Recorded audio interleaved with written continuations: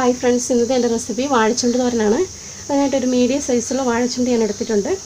ഞാൻ സാധാരണ വാഴച്ചുണ്ട് ഉണ്ടാക്കുമ്പോൾ ചെറുപയർ ചേർത്ത് വൻപയർ ചേർത്താണ് വാഴച്ചുണ്ട് ഉണ്ടാക്കാറ്. നമ്മൾ ആദ്യം തന്നെ ഇതിൻ്റെ പുറത്തെ പോളകൾ ഒരു 3 പൊളിച്ച് കളയാം. ഈ വാഴച്ചുണ്ടിന് പല സ്ഥലത്തും പല പേരാണ് പറയുന്നത്. ഇതിന് വാഴച്ചുണ്ടെന്ന്, വാഴപ്പൂവ്, വാഴക്കൂമ്പ്, അങ്ങനെ പല പേരിലാണ് ഇത് അറിയപ്പെടുന്നത്. ഞങ്ങളുടെ നാട്ടിൽ വാഴച്ചുണ്ടെന്നാണ് പറയുന്നത്, അതുകൊണ്ടാണ് ഞാൻ വാഴച്ചുണ്ടെന്ന് പറയുന്നത്. ഇനി ഇതൊന്ന് കഴുകിയെടുക്കാം. ഇപ്പോൾ ഞാൻ കഴുകിയെടുത്തിട്ടുണ്ട്. ഇത് കട്ടിംഗ് ബോർഡിലോ ചോപ്പറിലൊക്കെ വെച്ച് കട്ട് ചെയ്തെടുത്താൽ ചെറിയൊരു കയ്പ്പ് വരാൻ ചാൻസ് ഉണ്ട്. അതുകൊണ്ട് ഇത് ചെറുതായിട്ട് ഇങ്ങനെ കൊത്തി വേണം അരിഞ്ഞെടുക്കാൻ. പിന്നെ നമ്മൾ സാധാരണ വാഴച്ചുണ്ട് എടുക്കുമ്പോൾ ഏത്തവാഴയുടെയോ അല്ലെങ്കിൽ പാളയംകോടൻ്റെയൊക്കെയാണ് വാഴച്ചുണ്ട് എടുക്കാറ്. ഇതുപോലെ ചെറുതായിട്ട് കൊത്തി അരിഞ്ഞിങ്ങനെ ഇതുപോലെ അരിഞ്ഞെടുക്കാം.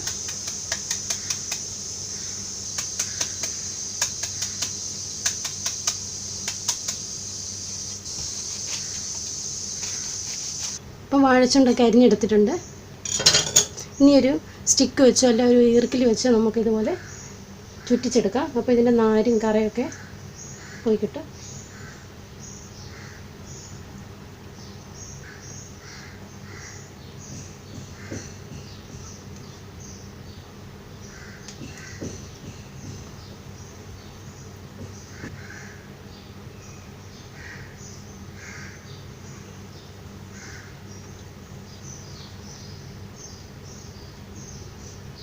ഇപ്പോൾ നാരൊക്കെ എടുത്ത് കളഞ്ഞു. ഇത്രയും കിട്ടിയിട്ടുണ്ട്, കളഞ്ഞു.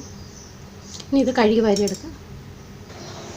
ഇനി വാഴച്ചുണ്ടിനുള്ള തേങ്ങ ചതച്ചെടുക്കാം. അതിനായിട്ട് മിക്സിയുടെ ചെറിയ ജാറെടുക്കാം. ഇതിലേക്ക് 3 വെളുത്തുള്ളി, 3 പച്ചമുളക്, 1/4 ടീസ്പൂൺ ചെറിയ ജീരകം ചേർത്ത് കൊടുക്കാം. ഇതൊന്ന് ചെറുതായിട്ട് കട്ട് ചെയ്തിട്ടിട്ട് കൊടുക്കാം.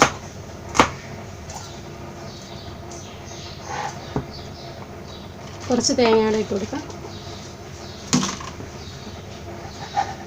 കുറച്ച് വെള്ളത്തോടെ ചേർത്ത് ഒന്ന് അരച്ചെടുക്കാം.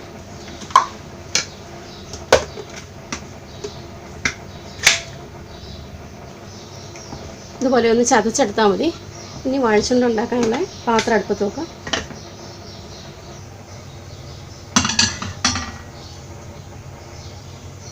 ഇപ്പോൾ പാത്രമൊക്കെ ചൂടായിട്ടുണ്ട്. ഇതിലേക്ക് എണ്ണ ഒഴിച്ചു കൊടുക്കാം. ഇതൊരു നാടൻ കറിയായതുകൊണ്ട് ഞാൻ വെളിച്ചെണ്ണയിലാണ് ഉണ്ടാക്കുന്നത്. ഇപ്പോൾ എണ്ണയൊക്കെ ചൂടായിട്ടുണ്ട്. ഇതിലേക്ക് 1/2 ടേബിൾ സ്പൂൺ കടുക് ചേർത്ത് കൊടുക്കാം.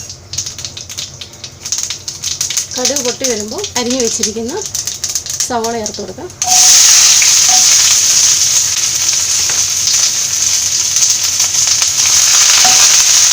ഇതിലേക്ക് കുറച്ച് കറിവേപ്പില കൂടെ ഇട്ട് ചെറുതായിട്ടൊന്ന് വഴറ്റിയെടുക്കാം.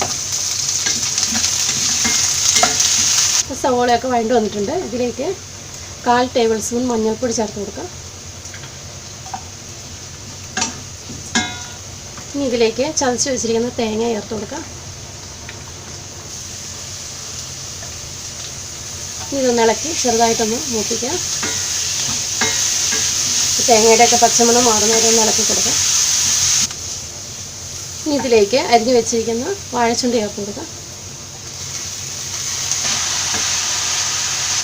ഇനി ഇതിലേക്ക് ആവശ്യമുള്ള ഉപ്പ് ചേർത്ത് കൊടുക്കാം.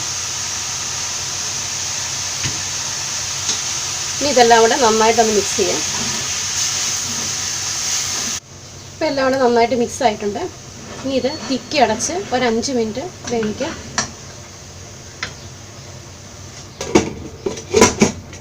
ഒരു മീഡിയം ഫ്ലെയിമിൽ വെച്ച് 5 മിനിറ്റ് വേവിക്കാം. തുറന്ന് നോക്കാം. ഏതാണ്ട് 5 മിനിറ്റൊക്കെ കഴിഞ്ഞിട്ടുണ്ട്. ഞാൻ ഇടയ്ക്ക് തുറന്ന് ഇളക്കി കൊടുത്തിരുന്നു.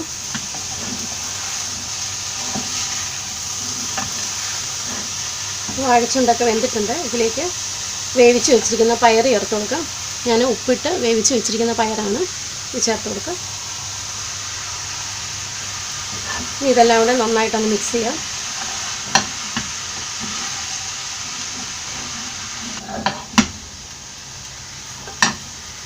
ഇനി ഇതൊന്നുകൂടെ അടച്ച് ഒരു 2 മിനിറ്റ് കൂടെ വെക്കാം.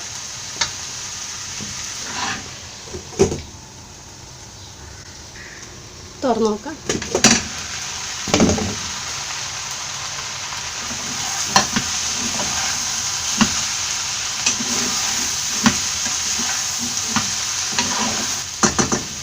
ഫ്ലെയിം ഓഫ് ചെയ്യാം. വാഴച്ചുണ്ട് തോരനൊക്കെ റെഡി ആയിട്ടുണ്ട്. ധാരാളം ഫൈബർ അടങ്ങിയിട്ടുള്ളൊരു ഫുഡാണ്. എല്ലാവർക്കും കഴിക്കാൻ പറ്റുന്ന ഒരു കറിയാണ്. എല്ലാവരും ട്രൈ ചെയ്ത് നോക്കണം. ഇനി പുതിയൊരു റെസിപ്പി ആയിട്ട് കാണാം. Thank you.